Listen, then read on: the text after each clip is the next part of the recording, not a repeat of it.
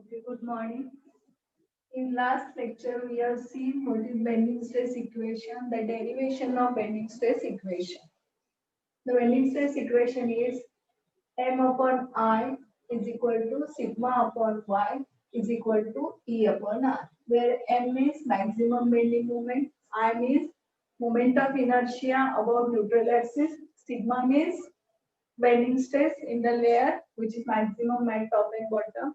Y means distance of the layer. E means modulus of elasticity and R means radius of curvature.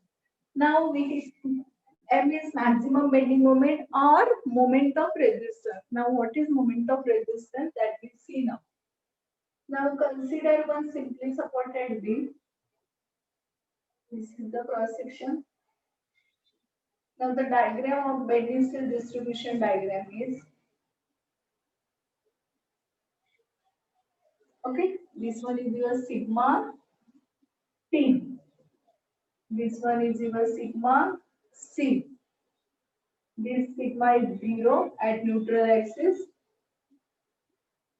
Now this one is your what? YC. And this one is your YT. See here the power of Y is 1. So the diagram is a straight line, inclined straight line. So here, this is the bending stress distribution diagram for a simply supported beam, compression zone. This one is the tension zone. Now the compressive stress distribution diagram is a triangular in shape. Tensile stress distribution diagram is also a triangular in shape. Now the CG of this compressive stress diagram is at a distance of YC by 3 from the top, and this is the YT by 3. So the total compressive force acting at the CG and the total tensile force is acting at CG of the tensile stress distribution diagram. Now to keep this part is in equilibrium, then C minus C plus T is equal to 0 and summation fx is 0, equations of equilibrium. So C equal to T.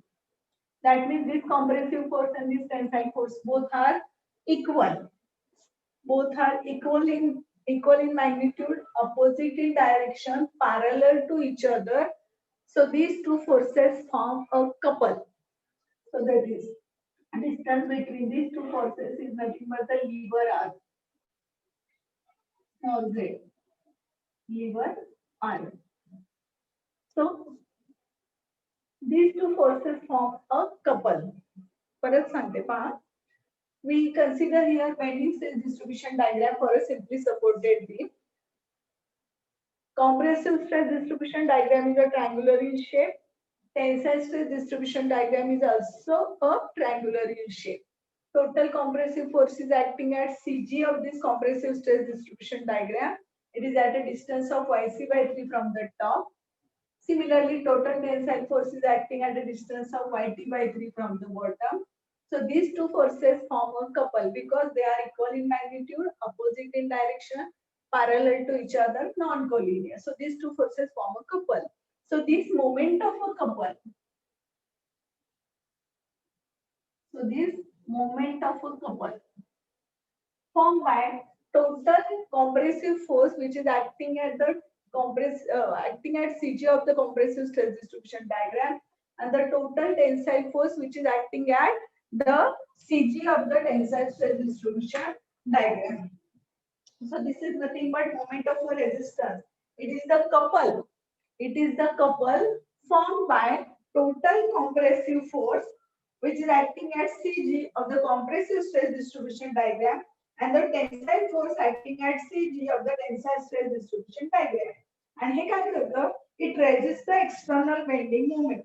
So in equilibrium condition, this moment of resistance is equal to the external bending moment. It resists the external bending moment. So this moment of resistance is equal to the maximum bending moment. So this is nothing but a moment of couple formed by total compressive force acting at CG of the compressive stress distribution diagram or the total tensile force acting at CG of the tensile stress distribution diagram. So this resists the bending moment. So this moment of resistance and this bending moment both are same.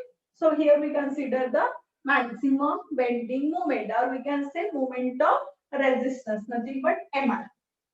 तर समजलं तुम्हाला इथे आपण MR का म्हणतो, moment of resistance, because it resist the bending moment. म्हणजेच काय, ते आपण सिम्पली सपोर्टेड बीमची काय केलं, बेंडिंग स्ट्रेस डिस्ट्रीब्युशन डायग्राम काढली. तर कॉम्प्रेसिव्ह स्ट्रेस डिस्ट्रीब्युशन डायग्राम आपल्याला ट्रायंग्युलर शेप मिळती, तसंच tensile stress distribution diagram also triangular in shape. Total compressive force कुठे ऍड होतो, सीजी. कुठं, तर ह्या कॉम्प्रेसिव्ह स्ट्रेस डिस्ट्रीब्युशन डायग्रामच्या सीजी ला, म्हणजे at a distance of yc/3 from top and at a distance of yt/3 from the bottom, the total tensile force is that. मग हे दोन force for equilibrium, these two forces are same. So these two forces are equal, opposite, parallel, non-collinear. So these two forces form a couple. मग ह्या कपलची जर आपण moment घेतली, moment of a couple of these two forces is nothing but moment of resistance, and this moment of resistance resists the bending moment. So in equilibrium, this moment of resistance and this bending moment both are same.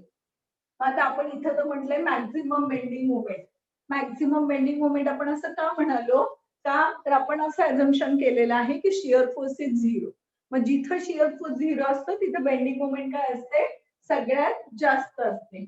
मग समजा आपण जर example घेतलं, एखादी simply supported beam घेतली आणि जर सेंटरला लोड ऍक्ट केला W, this distance is L/2, this distance is L/2. तर मग इथे मॅक्झिमम बेंडिंग मोमेंट कुठे असणार आहे बरं, तर मॅक्झिमम बेंडिंग मोमेंट ही सेंटरला असणार आहे. आणि ती व्हॅल्यू किती असेल बरं, आता एक तर डायरेक्ट फॉर्म्युला तुम्ही लक्षात ठेवला तर वेल अँड गुड, म्हणजे WL/4. पण तसं नाही झालं तर आपल्याला क्विकली काढता यायला हवं.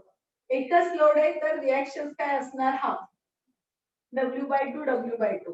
तर सी ला जर मोमेंट घेणार असू तर W/2 into L/2 म्हणजे WL/4. तर मग मॅक्झिमम बेंडिंग मोमेंट किती असेल, WL/4. समजा दुसरी केस घेतली आपण की सिम्पली सपोर्टेड बीम आहे आणि फुल स्पॅन UDL ऍक्ट होत असेल W आणि स्पॅन असेल L, तर मॅक्झिमम बेंडिंग मोमेंट कुठे असणार, तर ती सेंटरला असणार आहे. आणि ती किती असेल, तर WL²/8. हा डायरेक्ट फॉर्म्युला तुमच्या लक्षात राहिला तर वेल अँड गुड. पण समजा बॅड लकली नाही राहिला तर आपल्याला तो सी ला काढता यायला हवा. कसं काढता येणार, आता UDL आहे W into L, मग रिॲक्शन असणार WL/2, ही रिॲक्शन असणार WL/2. आता आपल्याला सी ला मोमेंट घ्यायचे बा, म्हणजे इथं बीम कट करणार आहे आपण. तर सीच्या लेफ्टला किती फोर्स आहेत, एक रिॲक्शन एक UDL. आता या दोघांची आपण मोमेंट घेऊया. आधी रिॲक्शन घेऊ, WL/2 इंटू हे डिस्टन्स किती आहे, तर L/2 आहे, हा मायनस. आता हे अपवर्ड म्हणून प्लस होतं, हे डाऊनवर्ड मायनस. आता आपल्याला एवढीच बीम आहे, ही बीम नाहीये आपल्याकडे अशी, एवढ्याच बीमला घ्यायचे आपल्याला, कारण इथं आपण मोमेंट घेतो. सो W into L/2 हा झाला तुमचा UDLचं कन्व्हर्जन. आणि तो कुठे ऍक्ट होईल बरं, ते याच्या सेंटरला. पण हे डिस्टन्स असेल L/4, L/2/2 म्हणजे L/4. आणि हे जर तुम्ही सिम्प्लिफाय केलं तर आन्सर येईल पहा, WL²/4 minus WL²/8. याचा LCM 8, so 2WL² minus WL². आणि आन्सर येणार WL²/8. मग फॉर्म्युला लक्षात राहिला तर व्हेरी गुड, पण नाही लक्षात राहिलं तर you can calculate this moment of bending moment at centre. समजा असं नसेल आणि तुमच्याकडे कॉम्बिनेशन असेल, UDL पण आहे आणि पॉइंट लोड पण असेल. आता इथं काही स्टँडर्ड फॉर्म्युला नाहीये, तर तुम्हाला इथं काय करावं लागेल, तुम्हाला बेंडिंग मोमेंट काढावी लागेल सी ला डी ला, आणि जी मॅक्झिमम असेल ती आपल्याला घ्यावी लागेल, मॅक्झिमम बेंडिंग मोमेंट. पण ह्या स्टँडर्ड केस झाल्या. तशा दोन स्टँडर्ड केस कॅन्टिलिव्हर साठी पण आहेत. समजा कॅन्टिलिव्हरला एकच पॉइंट लोड ऍड झालं फ्री एंडला. आता आपल्याला माहिती आहे की कॅन्टिलिव्हरला मॅक्झिमम बेंडिंग मोमेंट ही कुठे असते, फिक्स एंडलाच असते. किती फोर्स असू दे, कुठलेही असू दे, maximum bending moment is always at fix end. So किती मोमेंट येईल बघा, force into distance, so W into L. समजा दुसरी केस घेतली आपण की UDL ऍक्ट होते सगळ्या बीमवर, हे आहे span L.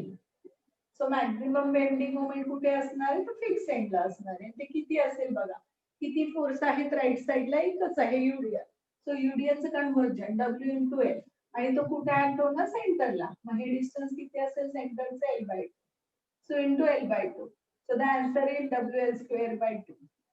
So these are the standard cases की सिम्पली सपोर्टेड बीमला फक्त पॉइंट लोड ऍक्ट होत असेल सेंटर, तर बेंडिंग मोमेंट मॅक्झिमम असतं W L by 4. Simply supported बीमला युडीएल असेल थ्रू आउट द बीम, तर मॅक्झिमम बेंडिंग मोमेंट सेंटरला असतं डब्ल्यू एल स्क्वेअर बाय 8. कॅन्टिलिव्हरला फक्त पॉइंट लोड ऍक्ट होत असेल फ्री एंडला, तर बेंडिंग मोमेंट आहे डब्ल्यू इंटू एल. आणि कॅन्टिलिव्हर बीमला युडीएल असेल फुल स्पॅन, तर मॅक्झिमम बेंडिंग मोमेंट असेल W L square by 2. So these are some standard cases. यातलं जर आलं तर तुम्ही डायरेक्ट फॉर्म्युला वापरू शकता. पण जर तुम्हाला असं दिलं असेल युडीएल आहे, पॉइंट लोड आहे, तर त्या केसमध्ये मॅक्झिमम बेंडिंग मोमेंट हे फिक्स एंडलाच असणार आहे. We have to calculate that. आपल्याला कॅल्क्युलेट करून घ्यावं लागेल. ओके, सो तुम्हाला समजलं इथं मॅक्झिमम बेंडिंग मोमेंट का घ्यायची, कारण आपलं अझम्पशन आहे शिअर फोर्स इज 0. मग जिथं शिअर फोर्स 0 असणार आहे तिथं बेंडिंग मोमेंट काय असणार आहे, मॅक्झिमम असणार आहे. So this is your M. I म्हटलं तर तुमच्या स्टँडर्ड केसेस आहेत रेक्टँगलच्या, सर्कलच्या, square. They have the standard formula of moment of inertia about the centroidal axis. The next term आहे, we consider this first and second part. M upon I is equal to sigma upon y. This is, we consider the half part. Now what we do, we take this I on the right hand side. So M is equal to I upon y into sigma. So this I upon y, this term is called as Z. And this Z is nothing but I upon y. It is called as modulus of section. Modulus of section, or it is called as sectional modulus. Sectional modulus. How to calculate this? Z. समजा जर तुम्हाला एखादं figure दिली असेल, circular view दिली असेल आणि सांगितलं की मॉड्युलस ऑफ सेक्शन काढा म्हणून, तर तुम्ही कशी काढणार बरं? काय फॉर्म्युला आपला झेडचा आय अपॉन वाय. आता आयचा फॉर्म्युला काय बरं सर्कलचा, तर पाय by 64 d raised to 4, where d means the diameter of the beam. आणि y म्हणजे काय, it is the distance from neutral axis to the extreme layer. हे झालं तुमचं y. सो y काय येईल तुमचं d बाय 2 हाफ. मग आपल्याला जर झेड काढायला सांगितलं तर आपण काय काढणार, आय अपॉन वाय. आय म्हणजे काय, पाय बाय 64 d raised to 4, आणि हे काय तुमचं d बाय 2. म्हणजेच काय येईल बरं, पाय बाय 32 हे, आणि हे d cube. So this is the value of modulus of section for circle. हेच जर तुम्हाला रेक्टँगलचं विचारलं असतं तर तुम्ही रेक्टँगलचं काढू शकता. म्हणजे कसं पहा, हा तुमचा न्यूट्रल ऍक्सिस, सेम फॉर्म्युला आहे. आय ची व्हॅल्यू काय येईल आता इथे, बीडी क्यूब बाय 12. बी म्हणजे तुमची विड्थ आहे आणि डी म्हणजे तुमची डेप्थ आहे, बरोबर. आणि वाय काय येईल, distance from neutral axis to the extreme layer, म्हणजे हे तुमचं वाय आहे. किती येते, डी बाय 2. आता झेड ची व्हॅल्यू काय येणार बघा, आय बाय वाय. आय काय, बीडी क्यूब बाय 12, आणि वाय काय, डी बाय 2. म्हणजे झेड काय येईल बघा, बी डी स्क्वेअर बाय 6. हा 2 हा 6 हा डी ह्यातला एक बी. So you can easily find the sectional modulus. So what is the definition of this Z? It is the ratio of moment of inertia about neutral axis to the distance of most extreme fiber. म्हणजे इथून ते most extreme fibre इथं पर्यंत किंवा इथून इथं पर्यंत. So it is the ratio of moment of inertia about neutral axis to the distance of most extreme fiber. What is the unit? I चं युनिट काय, mm raised to 4, आणि y चं काय, mm. So the unit is mm cube or meter cube. So this is your what, modulus of section or sectional modulus. काय केलं आपण bending stress equation जे आहे आपलं m upon I equal to sigma upon y equal to E upon r, त्यापैकी आपण काय घेतलं, हा पार्ट घेतला. m upon I equal to sigma upon y. हा y आपण तिकडे घेतला आहे. So I upon y equal to sigma. this term I upon y is nothing but z. Z is modulus of section or sectional modulus. It is the ratio of moment of inertia about neutral axis to the distance of most extreme fiber.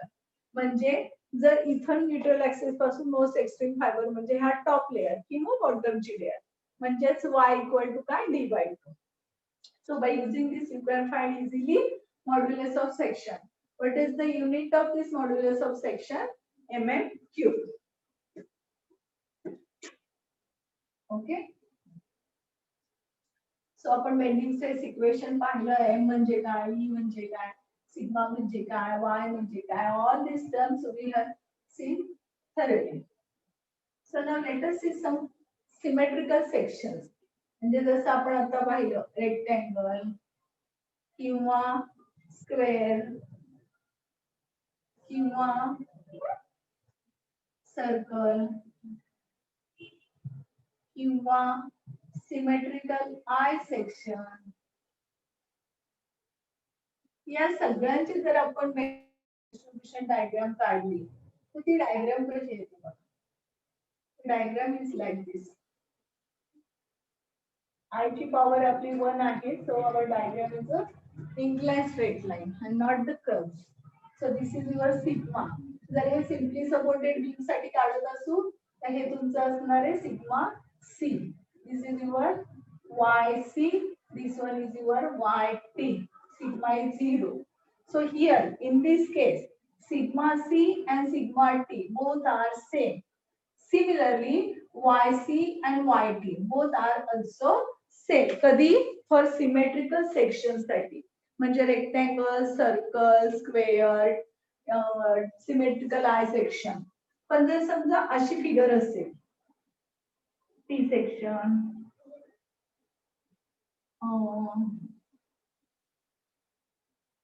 inverted T section or symmetrical I section, समजा असं असेल L section, तर या केस मध्ये तुमची diagram कशी येणार आहे?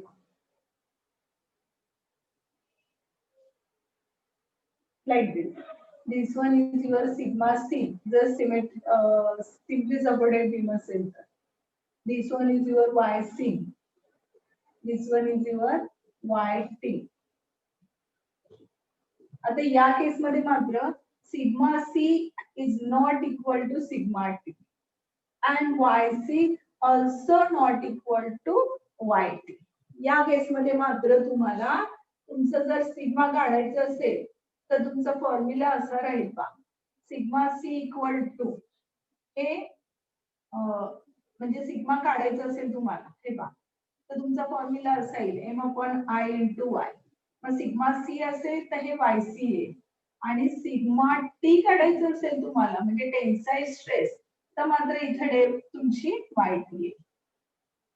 तर आता सिग्मा सी आणि सिग्मा टी आता हे दोन्ही सारखे नाही कुठल्या सेक्शनला, अनसिमेट्रिकल सेक्शन साठी. आणि जर सिमेट्रिकल सेक्शन असेल तर मात्र सिग्मा सी आणि सिग्मा टी दोन्ही सेम असतात, वाय सी आणि वाय टी पण दोन्ही काय असतात, सेम असतात. So have you understood this theory? काय काय पाहिलं बरं आपण? सुरुवातीपासून आपण काय काय पाहिलं? आपण पाहिलं बेंडिंग स्ट्रेस म्हणजे काय. What is meant by bending stress? Bending stress is nothing but the stresses induced inside the beam to resist bending moment. So these bending stresses are either tensile or compressive. Now when the beam is subjected to only bending, shear force is 0. In that case, the bending is called as pure bending. That means shear force is 0. So only bending stresses are developed. If there is both shear force as well as bending moment, then that bending is called as ordinary bending. Now pure bending, if we consider simply supported beam, then compressive stresses are developed above the neutral axis, tensile stresses are developed below the neutral axis. For cantilever beam, tensile stresses are developed above the neutral axis and compressive stresses developed below the neutral axis. Then we have seen what are the different assumptions. We first considering the derivation, we consider some assumptions. These assumptions are nothing but beam is homogeneous and isotropic, then beam having a same straight having same uniform cross section throughout, it is straight, before bending. Plane sections remain plane before and after bending. Similarly, each layer is free to expand and contract independently. Then modulus of elasticity having same value in tension and compression. Again, the stresses are within the limit. And one more assumption important is that beam is subjected to pure bending. That means the effect of shear force is zero. So we consider maximum bending moment. Then we have derived this bending stress equation. M upon I equal to sigma upon y equal to E upon y. Where M is maximum bending moment, I means moment of inertia about neutral axis. म्हणजेच ह्या I चे फॉर्म्युले standard फॉर्म्युले आहेत. Then sigma is nothing but maximum bending stress which is at top or at bottom. Y means distance of the layer from neutral axis. E means modulus of elasticity. Modulus of elasticity in tension and in compression which is remains same. And R means radius of curvature. Then we have seen what is moment of resistance. Moment of resistance is nothing but it is a moment of couple formed by total compressive force which is acting at CG of the compressive stress distribution diagram or total tensile force which is acting at CG of the tensile stress distribution diagram. This moment of resistance and maximum bending moment both are same. This moment of resistance resists the bending moment. Next, we have seen what is modulus of section. Modulus of section is nothing but it is the ratio of moment of inertia about neutral axis to the most extreme fiber distance. So this is the theory of this bending stress and shear stress. त्यातला पहिला पार्टची theory झाली. आता एक simple problem घेऊयात आपण म्हणजे तुम्हाला कळेल की काय कसे प्रॉब्लेम सॉल्व्ह करायचे आहेत. Okay, so let us take a simple problem.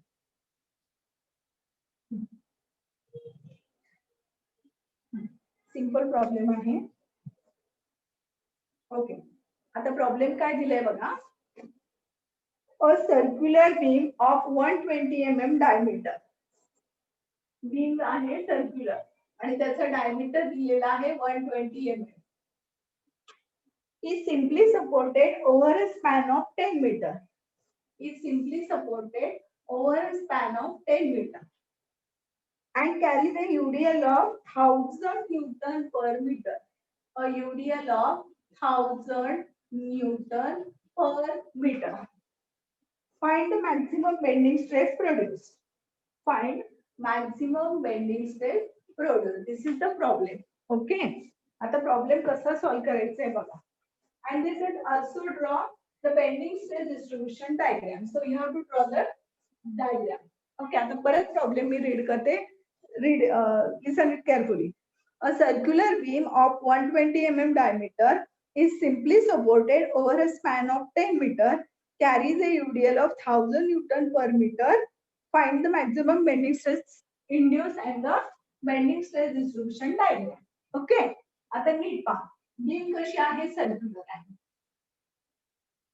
Okay, so diameter किती दिलेला आहे बीमचा 120 mm. So this is your neutral axis.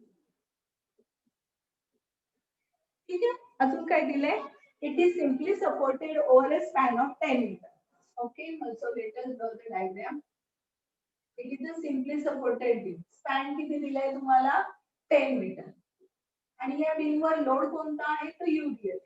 किती आहे intensity 1000 newton per metre. Problem व्यवस्थित समजून घ्या. अतिशय सोपे प्रॉब्लेम्स आहेत. Very easy. It is a simply supported beam of span 10 metre carries a full span UDL 1000 Newton per meter. It is a circular in shape having diameter 120 mm. And they says find bending stress. आता पहा, आता काय करायचं. First we have to write the bending stress equation. So what is bending stress equation? M upon I equal to sigma upon y equal to E upon I. Either we use this part, either we use this part, or we use this part. At times सगळेचे सगळे 6 terms ना use करता आपण first second second third किंवा first third use करणार. Suppose we use first term. आता आपल्याला याच्यामध्ये काढायचे काय सिग्मा हे आपल्याला काढायचे. So this term must be there. E आणि आर आपल्याला दिलेलंच नाही. Modulus of elasticity radius of curvature is not given. So we use this much part only. m upon I equal to sigma upon y. आता यामध्ये आपल्याला sigma काढायचे. आता ह्या तिन्ही व्हॅल्यू आपल्याला का माहिती हवे जे म्हणजे वी कॅन फाइंड सिग्मा. मग आता हा m म्हणजे मॅक्झिमम बेंडिंग मोमेंट तो कुठून मिळेल आपल्याला. सो आपल्याला तो बीमच्या कोणती बीम आहे, बीमचं वरती लोड कुठला आहे, बीमचं स्पॅन किती आहे याच्यावरून आपल्याला m मिळेल. आता हाऊ टू फाइंड m. आता या केसमध्ये जर तुम्ही डायरेक्ट कॅल्क्युलेट केलं तरी चालणार आहे. नसेल तुम्हाला फॉर्म्युला जर आठवला WL2/8 इट्स व्हेरी गुड. तुम्ही डायरेक्टली यूज करू शकता. आता W किती आहे बघा 1000. L किती आहे आता 10 मीटर आहे. तो आपल्याला कशात घ्यायला पाहिजे mm मध्ये. So 10,000 WL2/8. So what is the answer of m. बघा किती येते. So square into 1000 divided by 8. So the answer is 1.25 into 10 raised to 10 Newton mm. आता आपण हे सगळं कशात पुट केले mm मध्ये केलं. So this is your maximum bending moment. हे कधी जेव्हा तुम्हाला फॉर्म्युला पाठ असेल तेव्हा. पण समजा तुम्हाला फॉर्म्युला लक्षात नाही मग काय करायचं तर नेहमी सारखं सॉल्व्ह करायचं आपलं. आता युडीएलचं कन्व्हर्जन करा. युडीएल 1000 into 10 किती झालं 10,000. म्हणजे याची रिॲक्शन किती येईल याच्या निम्मी येईल. So 1000 into 10 divided by 2.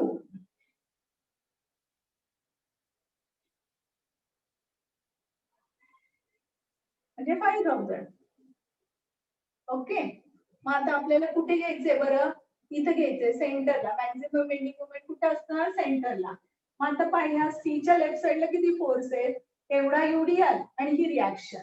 आता रिॲक्शन इंटू डिस्टन्स बघा 5000 इंटू आता हे mm. Okay let us find metre only first. So 5 metre. So 5 into 5000 minus. आता एवढ्याच आधी एवढाच युडीएल आहे. हा पुढचा युडीएल नाही कारण आपण सेक्शन सी ला घेतोय.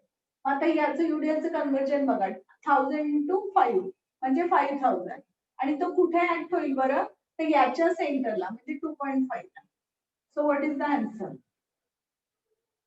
5000 into 5 minus 5000 into 2.5 and the answer is 12,500. 12,500 म्हणजे कशात आलं हे आन्सर तुमचं न्यूटन मीटर मध्ये आलं पण आपल्याला हवे न्यूटन mm मध्ये. सो हे कशामध्ये झालं न्यूटन मीटर. सो इंटू किती येणार आपला 1000.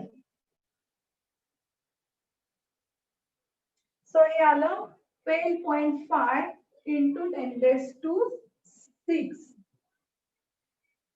Newton mm. Newton mm.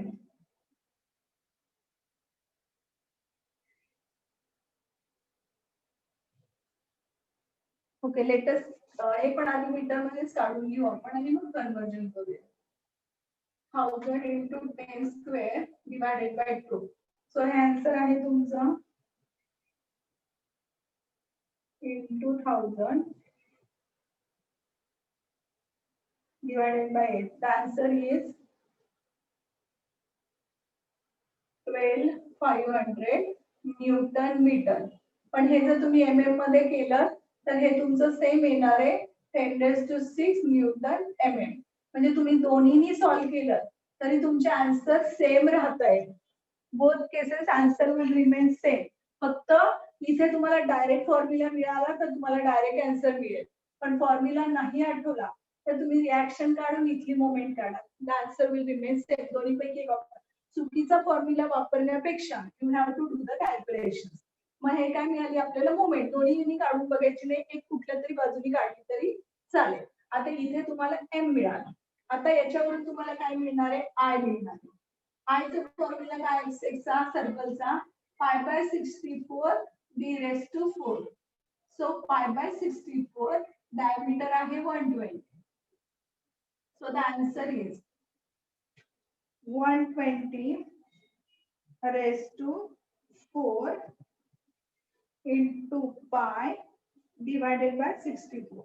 The answer is 10.178 into 10 raised to 6 10⁻⁴ हा तुमचा m, हा तुमचा I. हा तुम्हाला मॅक्झिमम बेंडिंग मोमेंट मिळालं, I पण मिळालं. तर व्हॉट अबाउट y?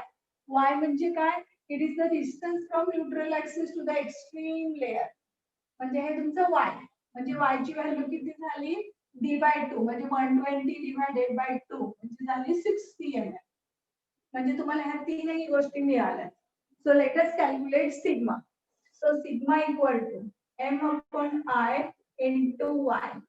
m आहे तुमचा 12.5 into 10⁻⁶. तुमचा I आहे 10.178 into 10⁻⁶ आणि y आहे 60. So what is sigma? A 10⁻⁶, 10⁻⁶ get cancelled. 12.5 into 60 divided by 10.178, and the answer is 73.68 Newton per mm square. So this is the maximum bending stress induced. आता त्यांनी जर diagram काढा असं म्हटलंय तर तुमची डायग्राम हा अशी येईल. The diagram is like this. इथं सिग्मा 0 हे तुमचे मॅक्झिमम स्ट्रेस. आता सिम्पली सपोर्टेड आहे म्हणजे इथं येणार टेन्साइल स्ट्रेस 73.68 आणि हे येणार तुमचं sigma C 73.68. This one is your YC and this one is your YT. So this is the problem. म्हणजे इथे तुम्हाला बीमच्या नावावरून simply supported beam, cantilever beam, load याच्यावरून तुम्हाला मॅक्झिमम बेंडिंग मोमेंट मिळेल. बीमच्या तुमच्या सेक्शन वरून तुम्हाला Ixx मिळेल, त्याच्यावरूनच y मिळेल आणि you can easily find sigma. आता इथून पुढच्या प्रॉब्लेम्स मध्ये कसं असणार आहे? कधी म्हणतील UDL काढा, कधी म्हणतील लोडची व्हॅल्यू काढा, पॉइंट लोड, कधी म्हणतील स्पॅन काढा, कधी म्हणतील या बीमच्या डायमेन्शन्स मध्ये डी काढा, डायमीटर, रेक्टँग्युलर सेक्शन असेल तर म्हणतील विड्थ काढा, डेप्थ काढा, कधी म्हणतील की तुम्हाला ई काढा, modulus of elasticity. Sometimes they say find r radius of curvature. So this is the variation of problems. So this is your first problem ज्याच्यामध्ये आपण काय कॅल्क्युलेट केलं? Bending stress. So remaining problems we see in our next lecture. Thank you.